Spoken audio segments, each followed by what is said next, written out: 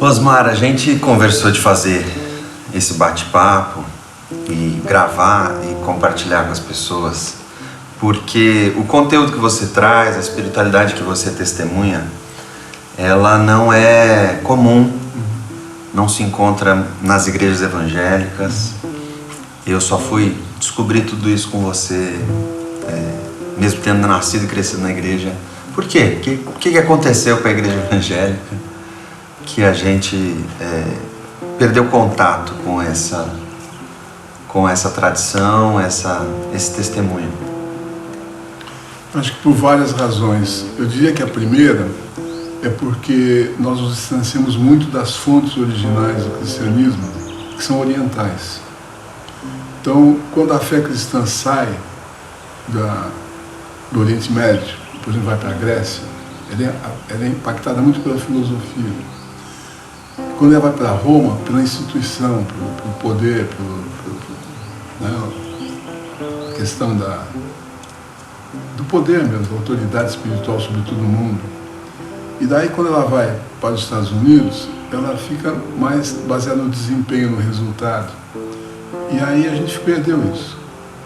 E a igreja foi fortemente influenciada pelo iluminismo e por essa coisa americana do enlatado, da coisa processada. Produção em massa. Produção em massa. Então eu diria o seguinte, que a espiritualidade, que seria algo parecido a um chefe que vai na horta, colhe uma um chefe de cozinha. Colhe uma plantinha, vai no mercado, olha e tal, depois combina sabores, texturas e come, com fast food. Virou fast food, o estudo bíblico virou fast food, os eventos viraram fast food, são consumidos e acabam. E não tem uma preparação e não tem um depois. Então, talvez fosse isso também. Então, a igreja, que cresceu muito, mas em termos de profundidade espiritual, ficou muito infantil, ficou muito na superfície. E a herança do iluminismo é uma fé muito argumentativa, sim, racionalista, sim, explicativa, argumentativa, discursiva.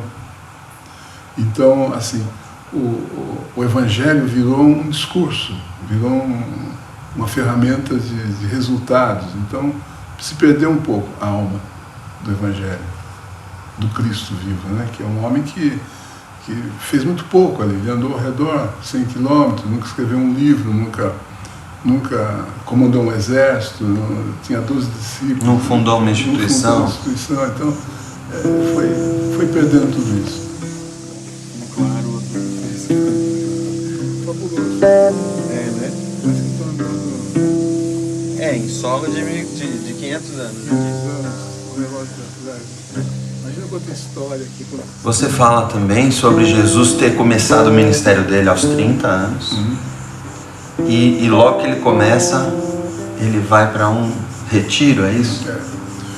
Isso é fundamental a gente perceber, porque, na realidade, talvez o grande mandamento mais desobedecido do mundo ocidental é guardar um tempo sabático.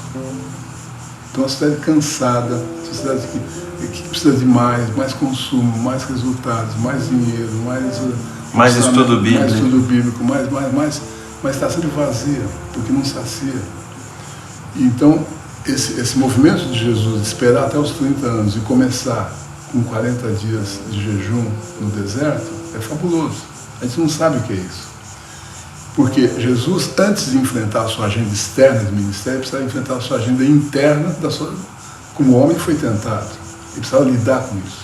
E aí no deserto o tentador mostra a cara e ele pode lidar com isso, daí está pronto para o ministério. Senão, sem isso, questões de poder, questões de visibilidade, questões de magia, ficam mal resolvidas no coração do homem, vai para o ministério querendo transformar pedras em pães, querendo ficar famoso porque ele faz um salto lá de cima e querendo o domínio de todas as coisas, né? Exatamente. Poder.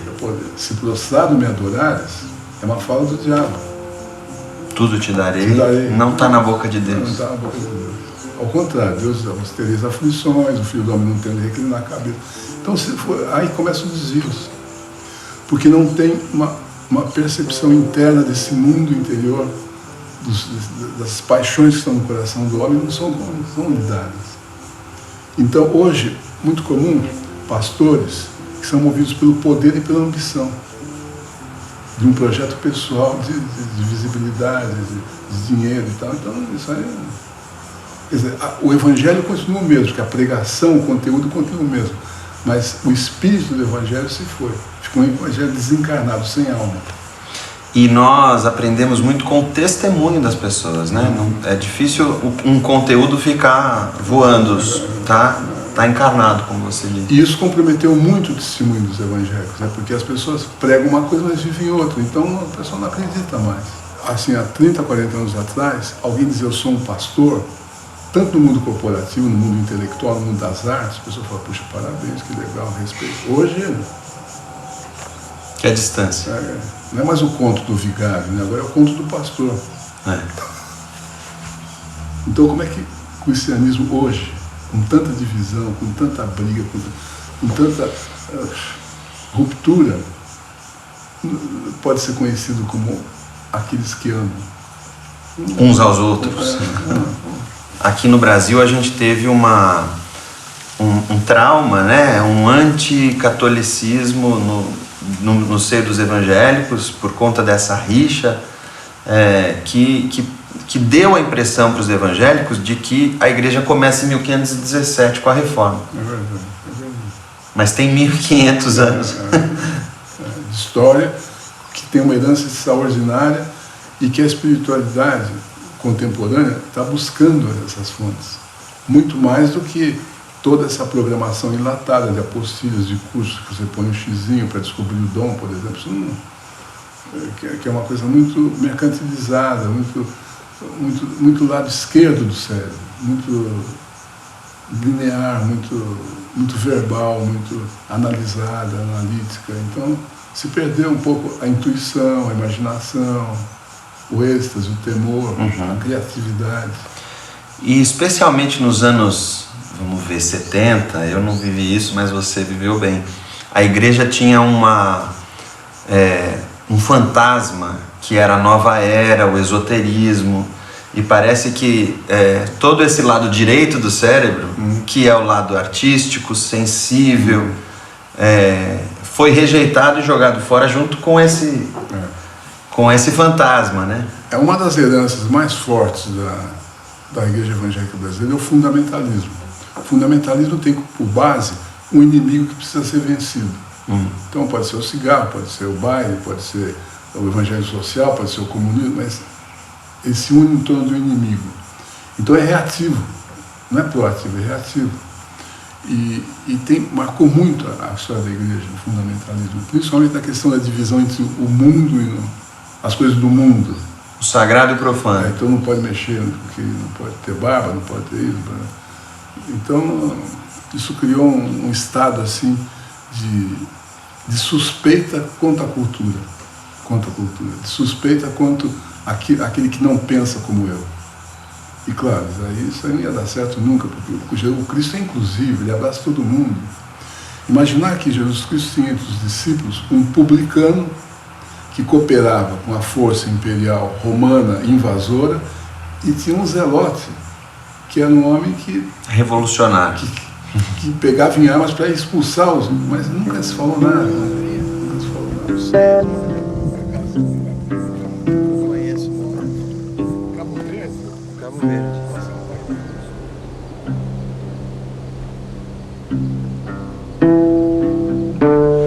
Tem se falado muito de meditação, de mindfulness, que são coisas que não encontramos na igreja evangélica, e aí a gente encontra algum formato dessas práticas, às vezes de mercado, às vezes populares, né? Assim, pops, que aparecem na TV, aparecem na internet, e as pessoas percebem que tem uma necessidade daquilo, e parece estranho ao cristianismo, quando na verdade a tradição cristã carrega muitas dessas práticas e preservou durante séculos, né? Daí, Osmar, de você trazer muitas vezes uma palavra que é estranha ao ouvido evangélico, que é a mística.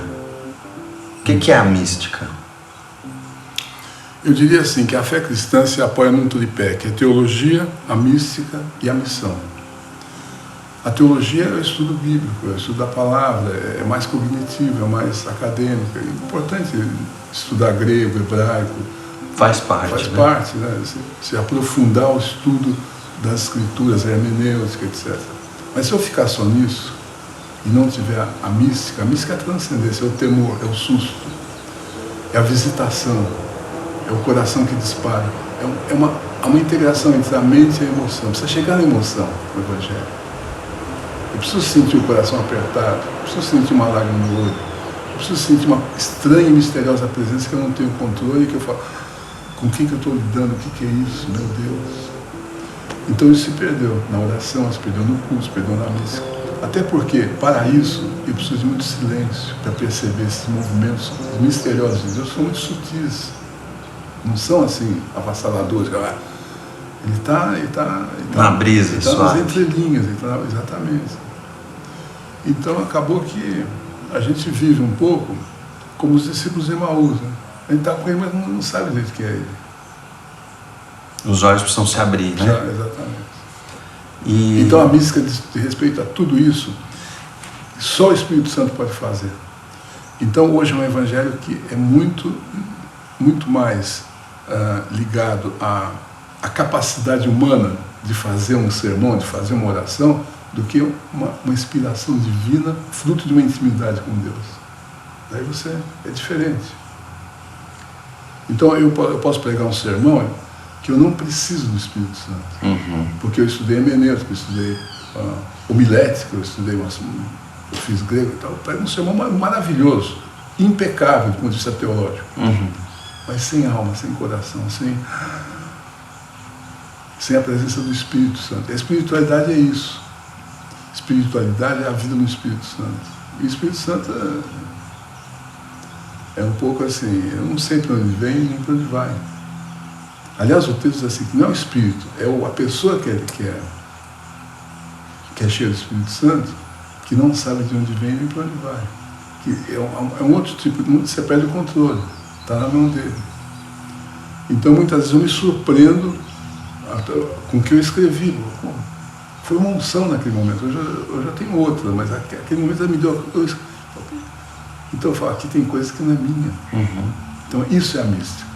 E que muitas vezes, assim, pelo menos na experiência evangélica, acho que o pentecostalismo tentou trazer isso de volta, mas de certa forma também... acho que assim, tem uma coisa assim, sensacionalismo e emocionalismo, que são diferentes dessa coisa mais do temor. O temor é outra coisa. Porque o sensacionalismo e o emocionalismo, no jogo de futebol também, as pessoas estão loucas, aquela coisa, uma catarse, né? Isso é um fenômeno normal, não precisa do Espírito Santo para isso.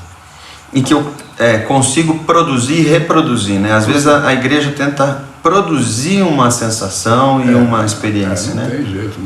Assim. O batismo do Espírito Santo com hora marcada e com um intermediário no meio para fazer isso não existe na Escritura. E a mística, ela acontece sem precisar de nada, né? Silêncio, quarto. A mística nos introduz a um Deus que é insólito, desconcertante, que não tem nem ideia do que ele vai fazer. Já o fundamentalismo, o Deus virou previsível. Você sabe o que ele vai falar, sabe o que ele vai fazer. E qualquer coisa que se diga que não está nesse quadro previsto, eu falo, isso aí. Mas Deus maior. É maior, ele faz o que ele quer, eu não sei dizer. Eu estou completamente à mercê dele. Eu não posso nem dizer o que ele tem que fazer. Ele falou, seja feita a tua vontade, Senhor.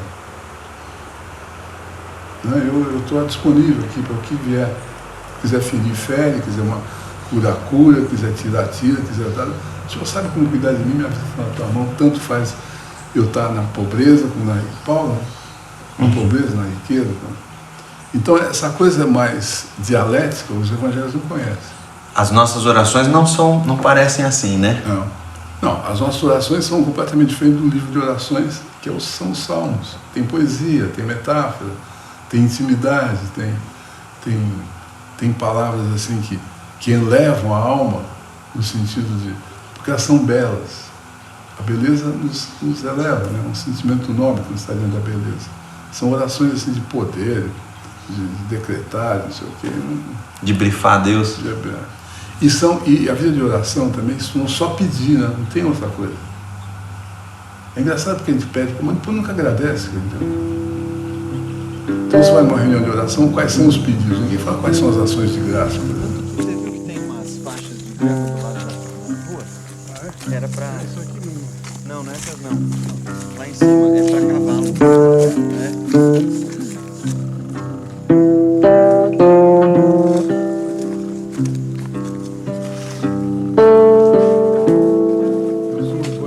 Então, você falou sobre que é possível pregar uma pregação maravilhosa. Inclusive as pessoas vão sair do culto felizes e... Uau, que pregação! Mas, de certa forma, não estão nutridas nem partem para o alimento sólido, né? Ficam sempre buscando voltar ao básico. É uma autossatisfação, né, daquilo que você ouve, que é bonito, mas aquilo não tem um impacto na vida transformador. Então você vê assim, crentes que estão na igreja há 20, 30 anos, mas continuam sem progresso espiritual, sem um aprofundamento, sem uma sabedoria que vem do alto, continuam um pouco nécios, assim, então são gente boa, mas nunca aprofundou realmente uma intimidade com Deus, nunca recebeu uma unção que o torna mais vigilante, com maior discernimento, mais amoroso. São pessoas. Como é que você definiria o crescimento espiritual do cristão? O que mede se eu estou progredindo? Eu costumo dizer o seguinte, que a peregrinação cristã começa com esse homem caído, descrito em Romanos 1, Efésios 2, sujeito às suas próprias paixões, o idólatra, etc., em direção à verdadeira estatura do homem perfeito que é Cristo. Então eu saio daqui e estou indo em direção a Cristo. E, geralmente, as pessoas, quando estão aqui no meio, elas olham para trás e falam, puxa, já estou muito melhor, né? Não fumo, não bebo, eu estou na igreja todo domingo, etc. Eu olho como fariseu, graças a Deus que eu não sou como os demais. Porque ele se compara com quem ele era antes e com os demais. Mas quando eu olho para frente, para onde eu estou indo, eu falo, meu Deus, estou cada vez mais longe. Isso é um paradoxo. Quanto mais santo eu me torno, mais eu me vejo como um grande pecador que carece da graça de Deus e precisa depender dele para viver. Interessante isso. Não fico mais santo, eu fico mais pecador. Consciente, e aí... Carente de graça, e aí, né? eu vou apreciar o que Cristo fez na cruz para mim.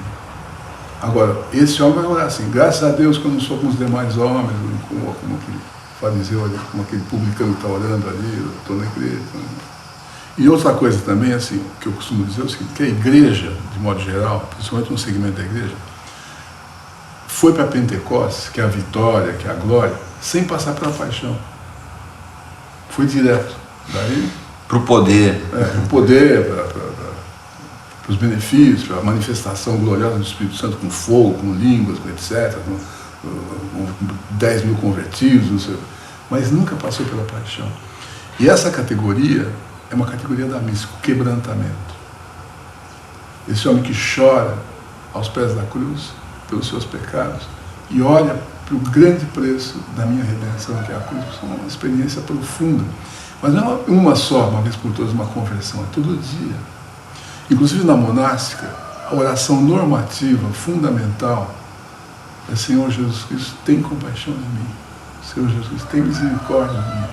Senhor Jesus Cristo, tem piedade de mim. Mas entendendo que eu estou falando isso. Não como. Isso se perdeu. Então não tem como chegar no Pentecostes sem passar pela paixão e pela ressurreição. Paulo fala, né, que quer participar do seu sofrimento, do sofrimento de Cristo e experimentar o poder da ressurreição. O evangelho sem cruz, sem arrependimento, sem confissão, sem quebrantamento. Aí, mas que vai a Pentecostes rapidinho, né? Então, de certa forma, a mística precisa de silêncio. Jesus, né, assim. Ele fez muitos milagres. E alguns milagres ele faz assim, não conte para ninguém, tá? Fica entre nós, só, por favor, não espalhe. É o contrário que ele faz. E ele próprio tinha os seus momentos de intimidade com Deus, de silêncio, de quietude, sair para orar. Ele tem 3 lugares que ele gosta de orar. Um é o deserto, lugar sem estímulo, sem apetite, sem distrações. Outro lugar é a montanha, que exige uma subida gradativa, até chegar lá e ter uma epifania, ele é transfigurado.